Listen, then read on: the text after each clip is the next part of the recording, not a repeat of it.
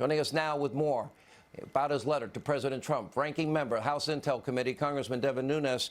Congressman, let's talk about the letter. And is there any possibility in your mind, and if so, how strong, that there might have been people in our intelligence community, not rank and file, that perhaps outsourced what would be illegal intelligence gathering to our allies, random countries like Great Britain, Australia, maybe Italy? Well, I think we can be sure about one thing, and that is that on foreign soil, someone was running operations against Trump campaign people. Now, we don't know if that was our government, if it was the British government, or if it was some type of firm of some kind that was doing it. But I think it is definitely a fact, Sean, that at least on British soil, possibly on Italian soil, there were activities going on that we need to get to the bottom of. And look, it's been very frustrating because we've been asking these questions and we're not getting them from places like the FBI. So as you probably know, the president is getting ready to head to London here in a couple weeks to spend time with the Queen. I've spent a lot of time with the intelligence officials from the UK. And so, look, I think we need to get some answers here. Congressman, we now know, and it's getting deeper every day, we know that in closed-door testimony, Bruce Orr warned everybody in August of 2016 about the dossier being unverified, about Hillary paying for it, about Steele hating Donald Trump. We also know 10 days before the first FISA application was filed, signed by Jim Comey, that, in fact, upper echelon, again, not rank and file, FBI people, they were all warned, Department of Justice people warned that, in fact, Steele had a political agenda. He had an election day deadline. Now we also know that, in fact, spies were sent in vis-a-vis Stefan Halper for Carter Page, Papadopoulos, Sam Clovis, on top of the spying, basically through the FISA warrant into all things Trump. What else are we going to find out? Well, I know this much about Christopher Steele, and that is in his dossier. You know, I've read plenty of intelligence reports. I've met with plenty of British officials that are in intelligence, not only in the UK, but here and abroad. They've been very valuable allies to us. They're not idiots, Sean. There is no possible way that British intelligence folks read the Christopher Steele dossier and didn't just laugh.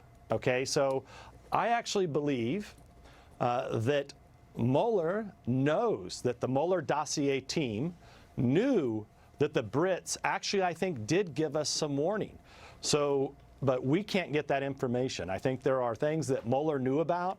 I think the Brits probably did raise concerns about Steele's credibility to the new administration.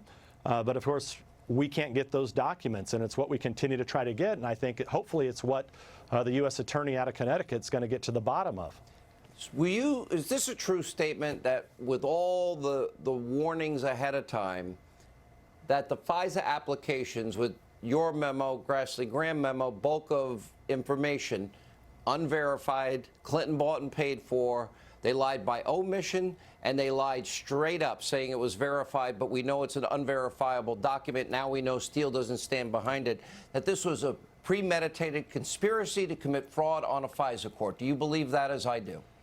Well, we made a criminal referral that there was a conspiracy to fraud the FISA court. We also made one that there was also a conspiracy to manipulate intelligence. You had on John Solomon earlier. He has filed a request with the court. The easiest way to clean this up and the quickest way would be for the FISA court itself, for the FISC, the secret court, to come out and take action against all of these top-level people at the Department of Justice and the FBI who fraudulently produced information to the court. You know, because if not, if the court doesn't do this, we're gonna run through all this between the IG and the U.S. Attorney, the work that we continue to have to do. And look, at the end of the day, it's not going to be believable that we should have a secret court in this country if they can't take action to enforce people that deliberately lie to them. Do you believe Robert Mueller has something to answer for when it comes to when did he know that there was no collusion? A, B, If you have time for old tax returns, loan applications, and taxi medallions, and morning raids with guns drawn at 4 a.m. with unarmed people and 30 people doing it, and he didn't get to the dossier that Well, literally the New York Times is suggesting he knew is the day Russian he walked in the disinformation? door. Yeah. He knew the day he walked in the door that there was no evidence of collusion. But the Mueller dossier, as we've talked about in the last few weeks here, if people actually read it closely, they're going to find this is an absolute joke. He made up most of the information in his report based off of news stories. So you had circular reporting where you would have leaks from the Clinton campaign, leaks from FBI, runs in a news story. And lo and behold, after $40 million, what do we have? We have those news stories regurgitated to the American public. Your 5 buckets are revealed. What will the average American think? Well, I think they will say that someone needs to be held accountable for their actions. And no American would want to be treated the way that many Americans were treated in this country, especially the President of the United States. Devin Nunes, Congressman, California, thank you.